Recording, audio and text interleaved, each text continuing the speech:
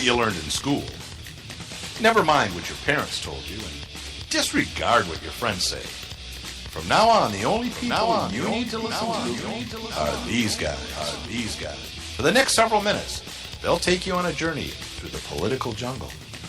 And when your journey is over and you're safe at home, they promise you'll be stronger, smarter, and just plain better.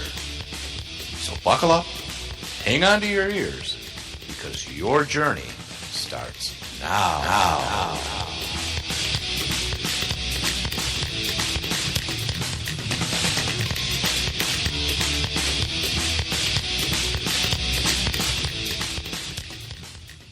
Together, we will make America strong again. We will make America wealthy again. We will make America proud again. We will make America safe again. And yes, together, we will make America great again. Thank you, God bless you, and God bless America. Thank you. God bless America. Who the heck was that? I don't know. Our new president, I guess. I heard something like that. So. Donald J. Trump. Yeah, yay. Hey, he's not really good at wrapping things up, is he? I've noticed that when he speaks. He kind of, because what he should have done. He doesn't really cut it. The first time he said, God bless America, he should have walked away or waved a little bit. Right. He should have backed away from the microphone. Or did a salute of probably some sort. Probably the Hitler salute, because that's his thing, I guess. He is a Hitler. He's a neo-Nazi Godwin's or law. Something. I don't know, but only 6 days ago. It's January 26th, right? 2017 right now. What was only 6 days ago? Inauguration. Oh, yeah, that's right. We're in the Freedom Studios, right? Freedom Studios? Yes. On the 15th floor. We're up there. You can see it. Nice dark day out. Can't see much. Patriot Towers. We're in Liberty City. Where at, Nate? North Korea. Beautiful downtown. Patriot Towers in Liberty City, North Korea. Downtown, whatever town that is. Pyongyang. No, okay. Why did you do that? Is that racist? I don't know. Yeah, I was serious. That was a legitimate city name that I said. Was it really? Because it sounded like gibberish. It sounded like you were banging pots and pans together in the kitchen. Potato. Stop. I hate you. I mean, really, I shouldn't even be associated with you. I know that. And your lawyers have advised you of that several times. Yeah, well.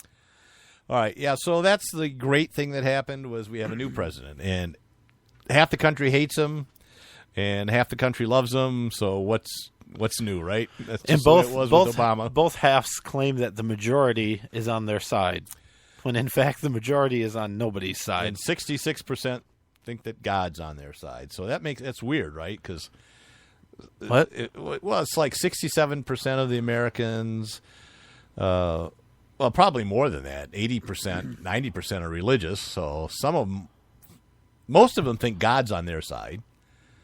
So some of them are going to say, God's on our side. Thank God for Trump. And the others are praying to God that Trump dies. Oh, I see what you're saying. Yeah, and something goes bad. Well, so I mean, God's conflicted in that regard. It is. And I assume it's similar of like a sports game, right? A football game, the Super Bowl or something. There's lots of prayers going up on both sides of the thing. And my team. I think there's a poem about that. I remember reading it. I do know that God did not like the Green Bay Packers. But who does? I mean, really, you know who does? You know what I like about Nate? No. Is that the cheese? You just really love cheese. The stadium doesn't belong privately owned. The Packers are owned by the public, right? They have a share in the team. I think it's the only team. My understanding. I don't understand. That's what I was told. Okay, I may be wrong. Good. So they're a publicly traded team. You're saying? No. Government run? Not government run. Privately run by the public. The public has a stake in the stadium and all that stuff. This isn't making any sense to me, but anyway, I'm glad they lost, so that's good. Come on. As a Detroit Lions fan, I love the Midwest. It's Lions for me, And then I'm torn between Green Bay and Chicago because, they're neighbors. I kind of like the Cleveland Browns because they're in there, and those are the four teams that I like. See, the Cleveland Browns are in a completely different conference division. I mean, no, they're not. Yeah, they are.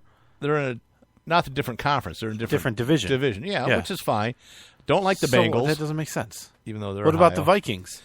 Yeah, I could root for the Vikings if the Lions were out of it. Yeah. Oh my goodness. But I kind of like Green Bay because it's it's ice fishing and it's like Michigan.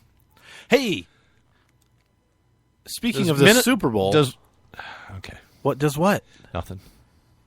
What do you want to know? It's Wisconsin. It's Green Bay. I mean, it's like Michigan, except not as good. Yeah, except not, and they keep trying to claim one of our lakes. How can they claim one of our lakes? That's a good question. The lake is Michigan, for God's sake. It says Lake Michigan. It doesn't say Lake It's pretty Wisconsin. clear. I don't see your name on it. Oh, really? Yeah. You get a lot of people that go out into the middle of the lake, and then there's a feud going out there. Yeah. You don't hear about it because it's out there in the middle of the damn lake. It's a big lake, people.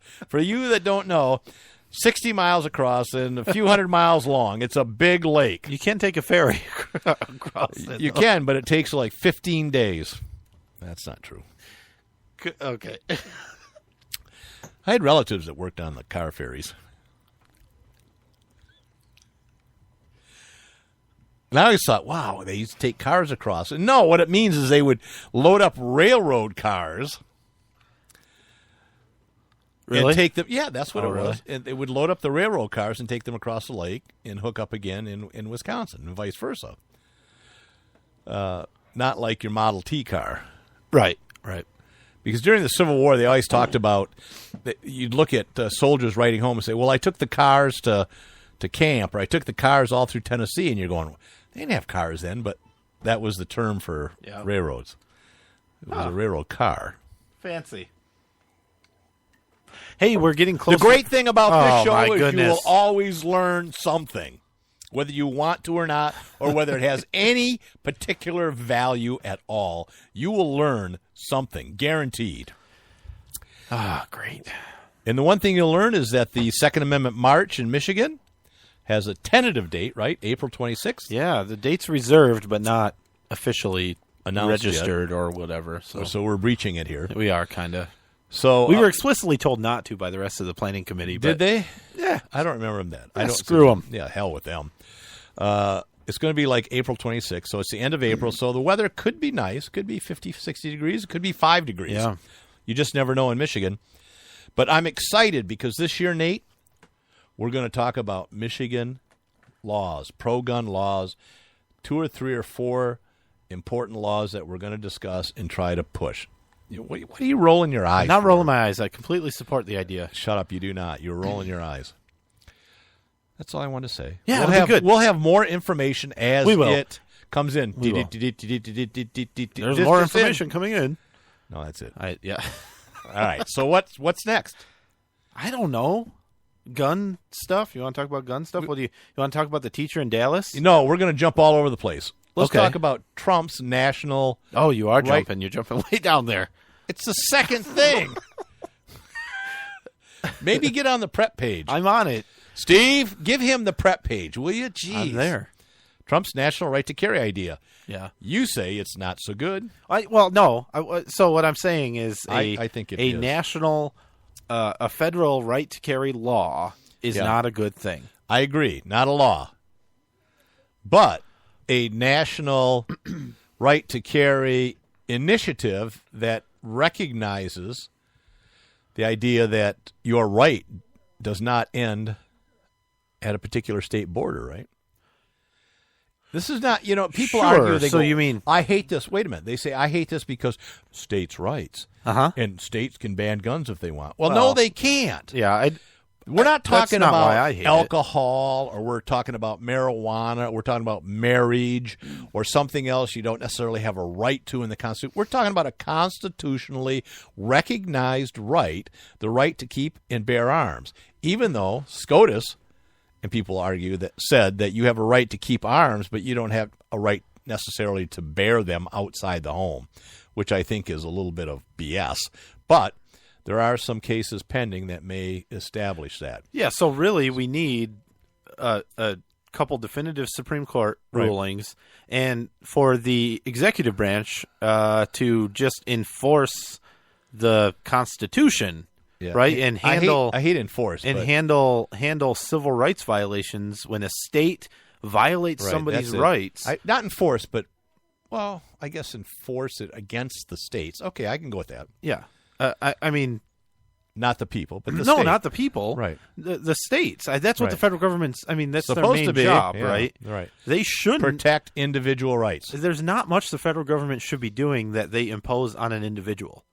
Right. Really, there isn't much at all that they should be doing. Unfortunately, I can't really think of anything. Yeah. Oh, we'll talk about that a little bit later when we get to. So here's the problem with Trump's, and I'm going to read. This is it's actually from his campaign website, but it's still up. So I assume it's still his platform. I haven't heard anything different. In the Second Amendment section, national right to carry. The right of self-defense doesn't stop at the end of your driveway. I agree with that. Mm-hmm. That's why I have a concealed carry permit and why tens of millions of Americans do too. That permit should be valid in all 50 states. A driver's license works in every state, so it's common sense that a concealed carry permit should work in every state. Here's where it gets fun. Yeah. If we can do that for driving, which is a privilege, not a right, then surely we can do that for concealed carry, which is a right, not a privilege. And you disagree that the right to drive is a right. I disagree with that. Absolutely. I think it's disagree a right with that. And well. there are a lot of court cases and lot of evidence Supreme Court cases that show, in fact, you don't have to have a driver's license to drive on the highways. Right. You do have a right to travel. So, and I've seen videos, for what it's worth. I've seen videos of people that have tried that. And it doesn't work out well. And it does. It has. Sometimes, they just assume they dismiss it and go, well, we don't want to bother with you. But here's the thing. Trump, unlike our last president who was great and wonderful, isn't a constitutional lawyer. Oh, so he's just learning the Constitution, you think? He's just learning it, yeah. Not like Obama, a good point. That's a good point. was an expert in the Constitution. Yep. I hadn't thought about that. And followed it to the letter. That's a really good point. So there's gonna be a learning curve. There is going to be a learning curve. That's a good point. And certainly Trump doesn't have anybody around him that would understand the Constitution. No. No advisors. Maybe Obama should reach out. Since he loves the country so much, he should reach out and offer to coach Donald Trump on the Constitution. And gun rights. And specifically gun rights. Yeah. So the other issue here is that there's because Obama did say, I don't want to take your guns away for hunting. Yeah. The other thing in Trump's statement... Which tells me right away that it's going to be that kind of show, isn't it? He is an expert on the Constitution because it is about hunting. Well, and you saw him shoot a gun, right? Well, I'm not so sure it was him. There was a picture of him. Yeah. So holding a gun. The other thing in Trump's statement here that I don't like is there is an implicit message that a permit to carry a concealed weapon is okay. He's saying, I have a permit. People get permits, and the permit should be valid. You should be able to use your permit to carry a gun with your permit everywhere. He's missing the fundamental issue at point here, right? That you shouldn't need a permit. You shouldn't need a permit.